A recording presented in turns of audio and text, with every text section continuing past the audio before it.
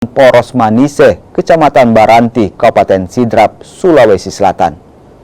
Dari saku pelaku, polisi menemukan sabu seberat 100 gram.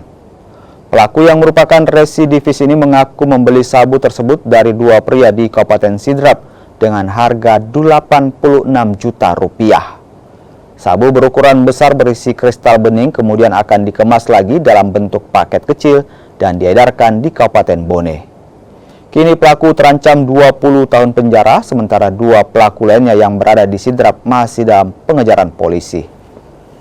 15 Mei, yaitu hari Rabu di sekitar pukul 15.20, anggota kami berhasil melakukan penangkapan terkait terduga pelaku pengedar narkoba yang mana tersangka ini berdomisili sebenarnya di Kabupaten Bone, kemudian yang bersangkutan langsung melakukan pembelian di Kabupaten Sidrap, di mana berdasarkan pengakuan tersangka akan diedarkan di seputar ataupun di Kabupaten Bone, yang mana juga perlu kami sampaikan bahwa tersangka adalah merupakan residivis kasus yang sama.